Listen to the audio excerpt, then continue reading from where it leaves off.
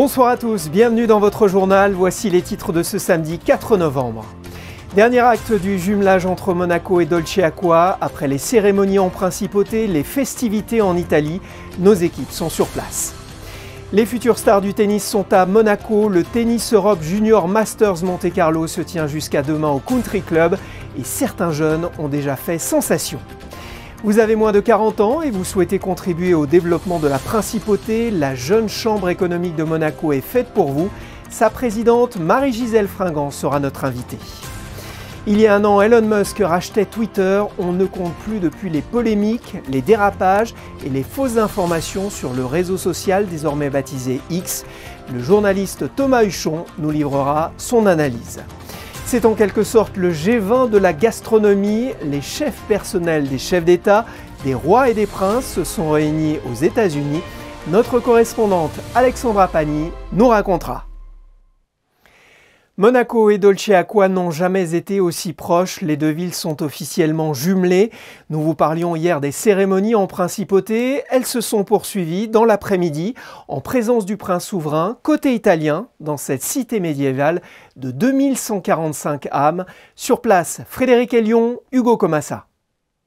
C'est une date qui restera dans l'histoire. Après Ostende en 1958 et Luciane en 2009, Monaco a officialisé hier, vendredi 3 novembre, son jumelage avec Dolce Acqua. La commune italienne, située en Ligurie, à un peu moins d'une heure de route, entretient des liens privilégiés avec la principauté depuis des siècles, et notamment le mariage en 1491 de Françoise Grimaldi avec Luc Doria. Après plusieurs cérémonies à Monaco le matin, les festivités se sont poursuivies en Italie l'après-midi, avec tout d'abord un concert d'orgue à l'église San Giorgio. L'instrument était installé depuis 2005 à l'Académie de musique Régnier III et a été offert par la principauté à Dolce Acqua. Cet instrument est un instrument que j'ai très bien connu, qui était dans l'auditorium de l'Académie Régnier III de Monaco. J'enseigne à l'Académie de Régnier III depuis de nombreuses années maintenant, donc j'ai bien connu cet instrument. On a beaucoup utilisé pour faire les cours, pour faire les concours, les auditions, les examens, enfin beaucoup de choses. Et puis, et je suis très heureux de le retrouver aujourd'hui dans une acoustique extrêmement favorable, puisque d'une acoustique complètement sèche de l'Académie, on se retrouve avec une très belle voûte, une très belle acoustique, et cet orgue, je le redécouvre finalement. Je trouve qu'il a trouvé une place fantastique ici. Olivier Vernet a joué une dizaine de minutes des œuvres de Jean-Sébastien Bach avant de passer le relais à l'organiste de Dolce Acqua.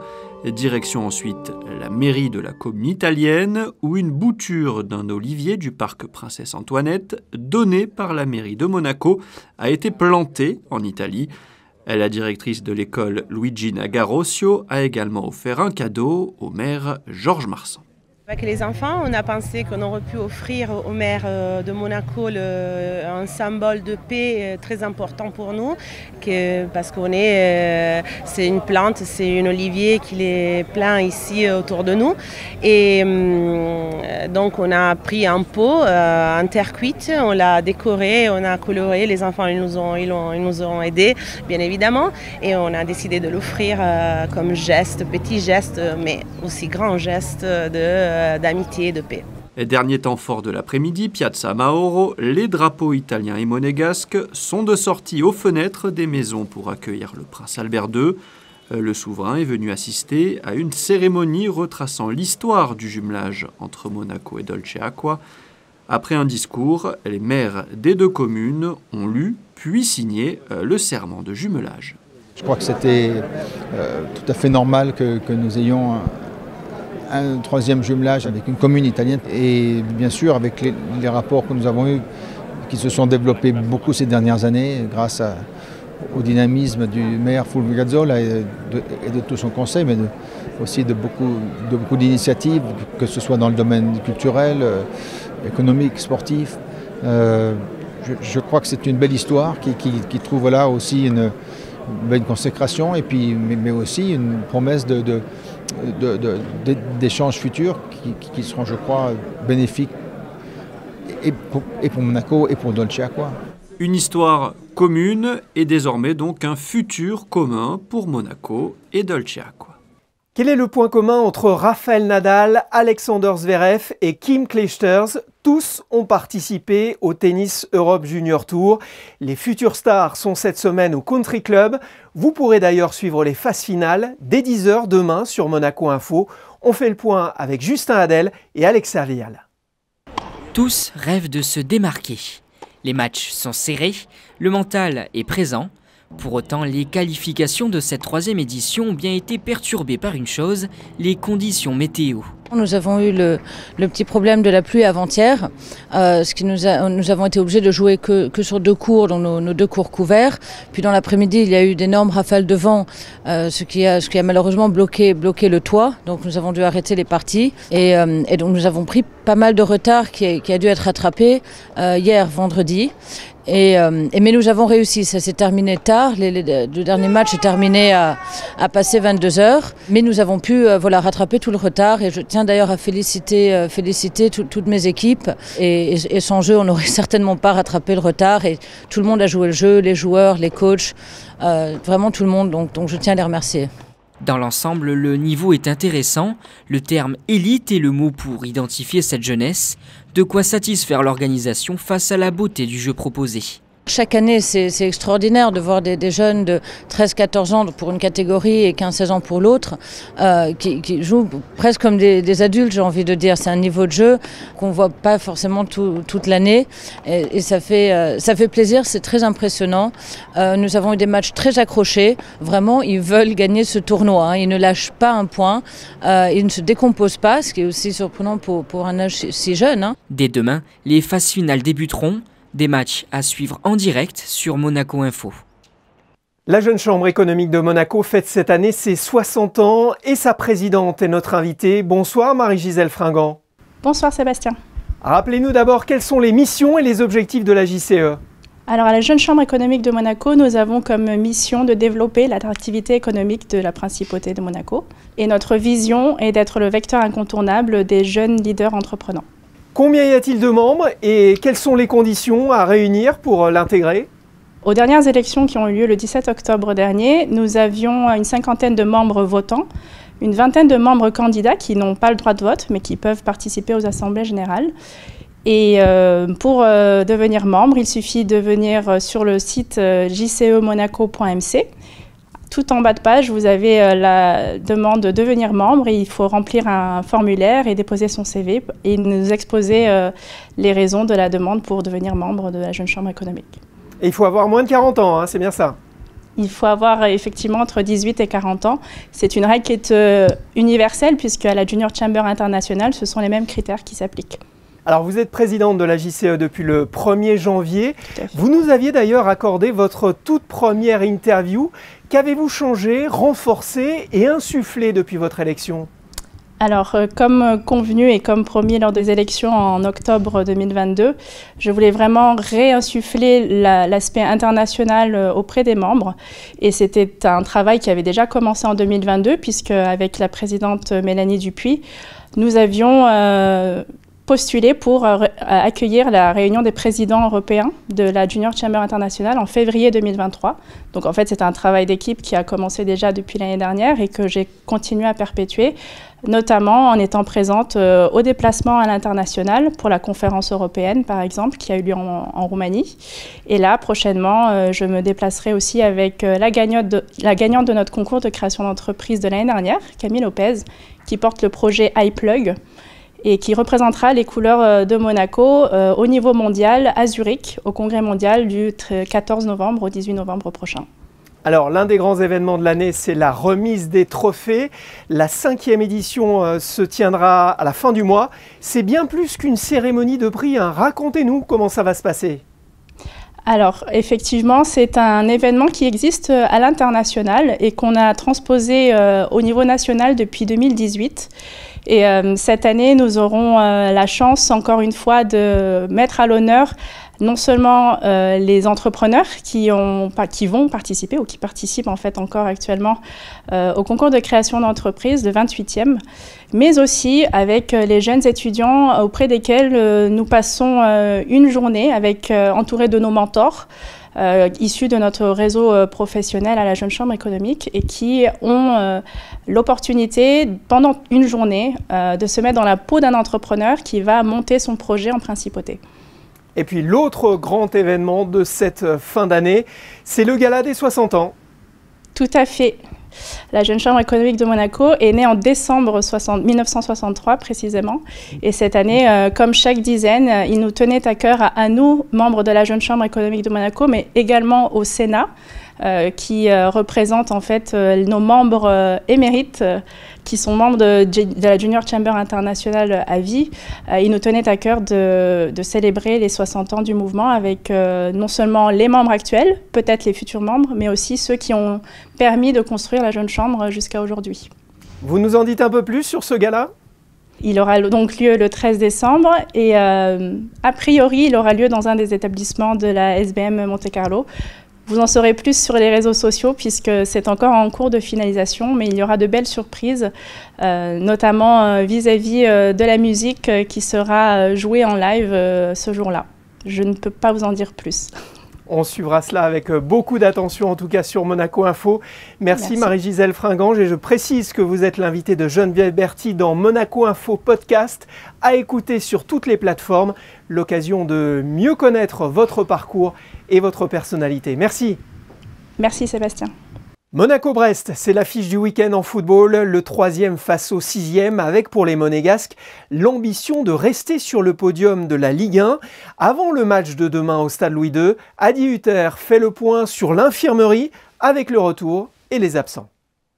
So first I'm happy, we have good news that Mariban is back, that Sungo Magasa is back. We are really happy that Salisu is in the team, but he takes time to be in the starting 11. But he's really in a good way. Compliments for our medical department, yeah, Wanderson is out for this game against Brest. Takumi was not in the training session today because. Today we had a really easy session because yesterday it was a hard day for us, and so he decided to stay inside. It's better sometimes for players, they have more experience, they know their body, and it's better to stay in. That we were in the indoor, and yeah.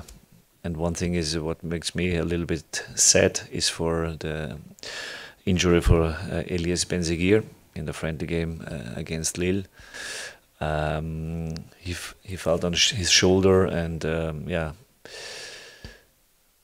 maybe he goes for a surgery, and we don't know exactly how long it takes time, but for this year he's out, and this makes me really sad. Il y a un an, Elon Musk rachetait Twitter pour 44 milliards de dollars lors du premier bilan. Bonsoir Thomas Huchon. Bonsoir. Vous êtes journaliste d'investigation, spécialiste des fake news. Si vous deviez résumer en un mot ou un adjectif cette toute première année, que diriez-vous ? C'est toujours difficile de répondre en un mot à quelque chose d'aussi complexe, mais je pense que le terme de cauchemar convient assez bien à ce que les utilisateurs ressentent désormais quand ils vont sur Twitter. Pourquoi ce mot cauchemar ? Mais je crois que les réseaux sociaux ont incarné une espèce de rêve démocratique et de rêve technologique. Internet a été un peu ce rêve de connaissances, de culture, de choses partagées comme ça, d'intelligence en construction permanente. Et donc, les réseaux sociaux, étant une espèce d'extension d'Internet, eh bien, devaient incarner tout cela. N'importe qui s'inscrit aujourd'hui sur un réseau social fait l'expérience d'une forme de violence exacerbée, d'une forme d'enfermement idéologique, et que tout ça a des conséquences assez graves sur les sociétés dans lesquelles nous vivons. Alors c'est vrai qu'il s'en est passé des choses en un an sur Twitter rebaptisé X. Plusieurs associations dénoncent une hausse de la désinformation et du harcèlement. Vous partagez ce constat? Il y a 3 choses qui se sont passées sans qu'on s'en rende compte, qui étaient un peu des décisions internes à Twitter. La première décision qu'a pris Elon Musk, c'est de licencier presque 50% du staff de Twitter. Et au sein des gens qui ont été licenciés, il y a énormément de modérateurs. Ces gens qui sont payés pour faire le tri sur les réseaux entre ce qu'on peut montrer et ce qu'on ne peut pas montrer. Parce que quand on nous dit qu'il y a une liberté d'expression totale sur ces réseaux, en réalité, c'est pas vrai. Il y a des choses qui sont interdites, il y a des choses qui ne sont pas autorisées. La principale conséquence, c'est pas tant la désinformation que l'hyperviolence. Vous en êtes d'ailleurs l'une des victimes. Alors moi, j'en suis une des victimes et il y en a beaucoup d'autres, les femmes notamment, qui le sont de manière très très très forte sur ces réseaux. Mais ce qui est certain, et là on l'a vu depuis 3 semaines avec le conflit israélo-hamas, il y a une quantité de choses qui ne devraient pas circuler. La deuxième chose, c'est qu'il a décidé de faire revenir tous ceux qui avaient été bannis, notamment à la suite de l'attaque du Capitole aux États-Unis. Il y a des dizaines de milliers de comptes d'extrême droite, de militants extrêmement violents, qui avaient été bannis de Twitter parce qu'ils avaient appelé à un coup d'État contre le Parlement américain. Ces gens-là, et notamment Donald Trump, ont été réintégrés sur la plateforme. Dans le même temps, il a supprimé ce qu'on appelait la certification. Vous savez que sur les réseaux sociaux, il y a une petite pastille bleue qui vient vous dire que cette personne qui a cette pastille bleue, elle est potentiellement sérieuse. En tout cas, elle est respectable d'une certaine manière. Cette certification qui existait, Elon Musk l'a supprimée et il en a créé une autre qu'on peut acheter. C'est pas seulement vous êtes validé aux yeux des utilisateurs, c'est que la machine Twitter va montrer beaucoup plus ce que vous publiez que ceux qui ne sont pas certifiés. Et dans le même temps, les journalistes au sérieux, les journalistes professionnels, les grands médias ont été décertifiés. Et donc, du coup, ceux qui luttaient contre cette désinfo, on leur a non seulement enlevé le mégaphone, mais on leur a presque coupé le sifflet. Alors, vous avez été l'un des relais de l'opération No Twitter Day qui s'est tenue le 27 octobre dernier. Ce genre d'initiative, ça peut aussi aider à contraindre Elon Musk à mettre la pression sur X? Je l'espère. On ne participe pas à une initiative, quelle qu'elle soit, si on n'a pas l'espoir qu'elle ait une forme d'impact sur les choses. Je crois que la première chose à faire, c'est qu'on ait un grand débat de société sur ces sujets. En réalité, ces réseaux sont rentrés dans nos vies. Ils occupent désormais nos vies politiques, nos vies sociales, nos vies privées, nos vies personnelles, nos vies amoureuses, parfois même nos vies secrètes. Et à aucun moment, ni la société française, ni la société monégasque, ni la société européenne n'a eu un grand débat sur qu'est-ce que sont ces plateformes, comment elles fonctionnent, est-ce qu'elles respectent la loi, qu'est-ce que nous pouvons faire. Et donc, la première ambition de cette tribune, qui appelait un No Twitter Day, c'était avant tout de créer ce débat, de permettre de discuter de ces sujets, de permettre de dire, il y a des choses que nous acceptons, il y en a d'autres sur lesquelles nous ne sommes pas d'accord. On est 400 millions dans l'Union européenne, on peut peser, et il faut peser parce que face à ces entreprises, il n'y a pas d'autre solution que le rapport de force.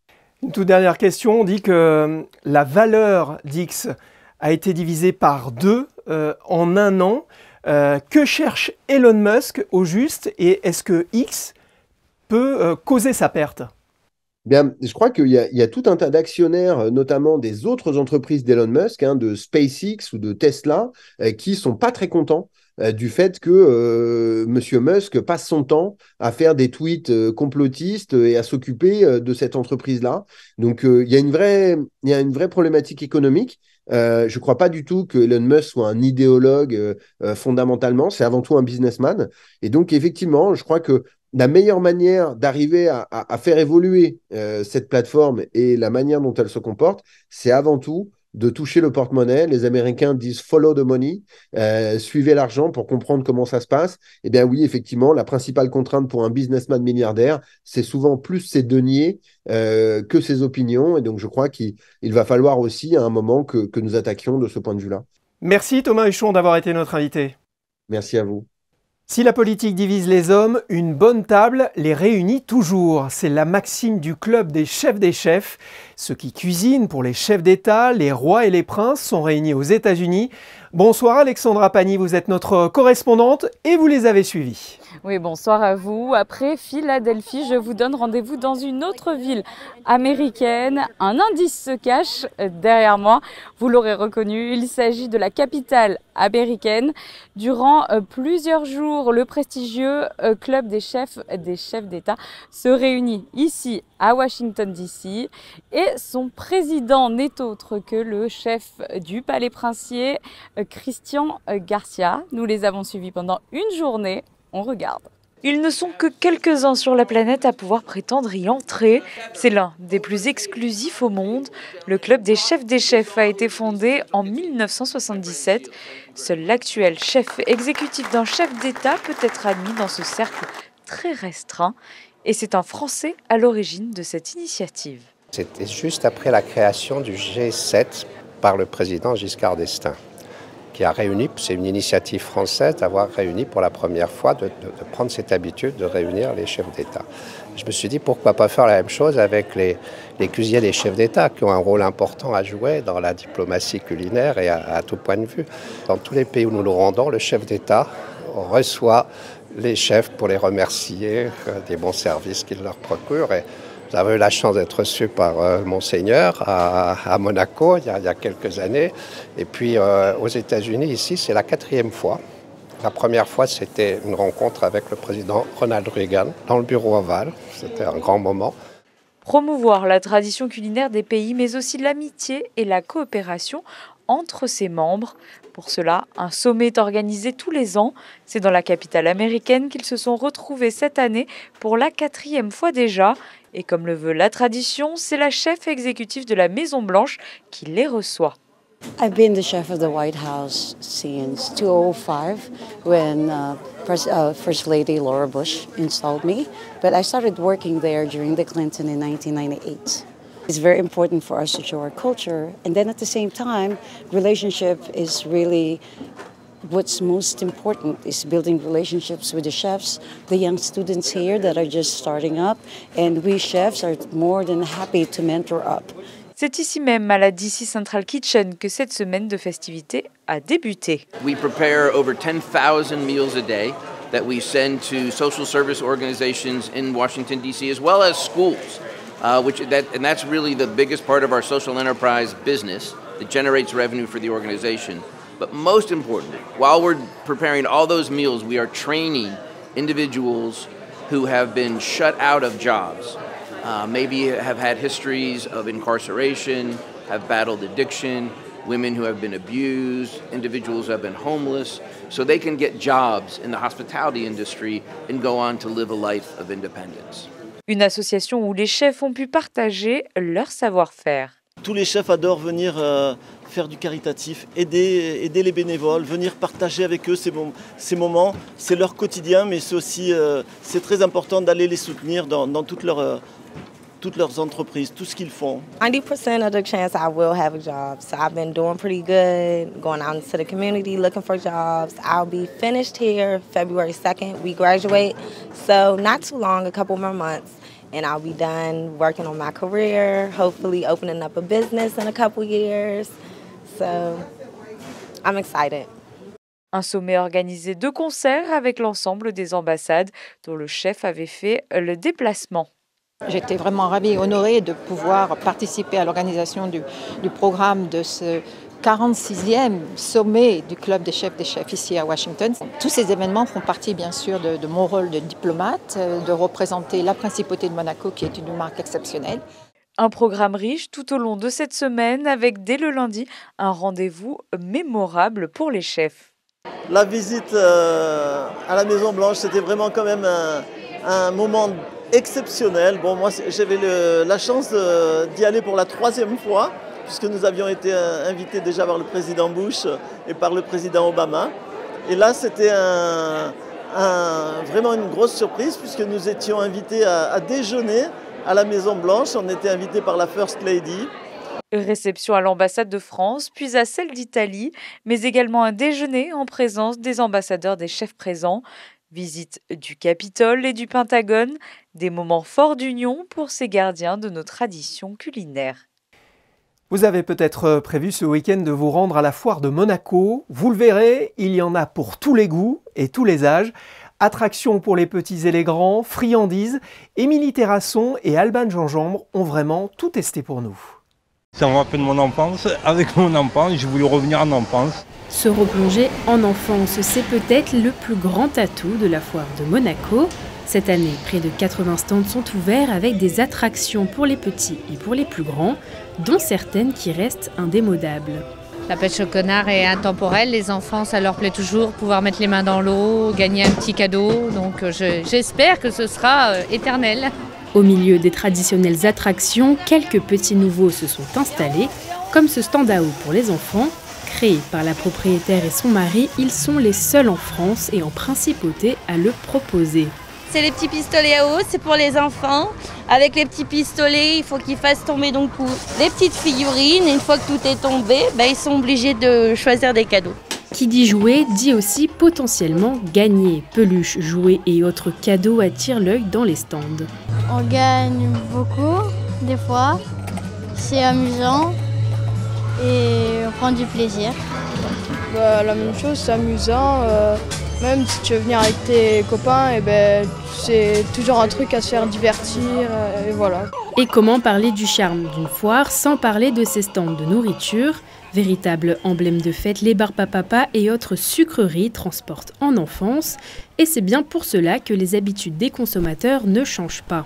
Selon moi, l'aliment le plus consommé dans la foire en sucré, c'est les churros parce que c'est festif et c'est facile à partager. Et on n'en mange qu'à la foire finalement. Salé, hot dog, évidemment hot dog. Et cette année, on a fait une nouveauté, c'est le corn dog, donc c'est tout droit venu des États-Unis. C'est une saucisse panée sur un bâton.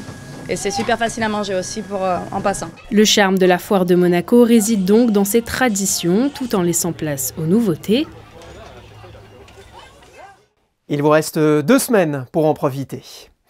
L'association Les Enfants de Francky, qui œuvre pour le bien-être des enfants malades, handicapés ou défavorisés de Monaco et de la région, célébrera ses 25 ans le week-end prochain. Plusieurs événements sont prévus, comme nous l'explique Alexia Cavrivière, la responsable du service presse de l'association. Ça va commencer le vendredi 10 novembre avec une soirée de gala d'ouverture où Monseigneur va nous faire l'honneur de devenir le président d'honneur de l'association, avec une vente aux enchères et un spectacle extravaganza show. Voilà, et ça va se clôturer avec un petit cocktail dans l'atrium. Le samedi soir, là c'est pour les enfants, vraiment pour les enfants et les familles de Monaco. Pareil, ils vont voir le même spectacle qui a été fait la veille. Et après, ils vont aller au Fairmont où ils auront un cocktail dînatoire et des animations, des ateliers et une dance floor party avec un DJ grec. Voilà. Et le dimanche, c'est là que rentre en jeu notre fameux Noël de Francky avec un mois d'avance. Mais voilà, c'est pour être dans la continuité. Et là, c'est à destination des enfants malades et dans le besoin de Monaco et des Alpes-Maritimes, où on va accueillir 500 enfants par séance et on fait 2 séances. Tous les séparent, nationalité, époque, origine sociale. Marilyn Monroe et Marie Bashkirtseff ont été réunies hier soir le temps d'une pièce musicale en 3 actes. Son titre « Dialogue de femmes, Marie et Marilyn », produit et mis en scène par Giovanna Alberto Marigliano. C'était à la Maison de France et organisé par l'Alliance française et le Pen Club de Monaco.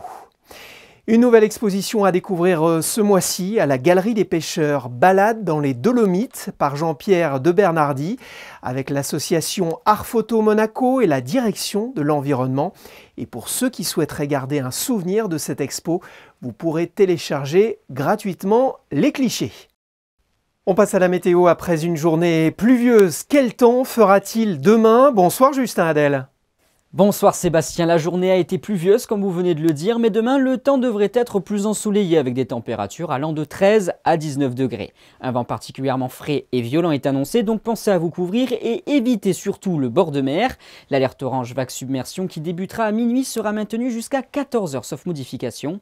Concernant la température de l'eau, elle passe enfin sous la barre des 20 degrés avec un thermomètre affichant 19, soit environ 9 degrés de différence par rapport à la température du mois de juillet. Demain, le soleil se lèvera à 7 h 09 et se couchera à 17 h 18. En ce 5 novembre, n'oubliez pas de souhaiter une bonne fête aux Sylvie. Merci Justin, on termine ce journal comme on l'avait commencé par le jumelage de Monaco et Dolce Acqua, mais cette fois-ci en principauté et en photo. Cliché de Manuel Vitali. Je vous souhaite une excellente soirée sur Monaco Info. À demain.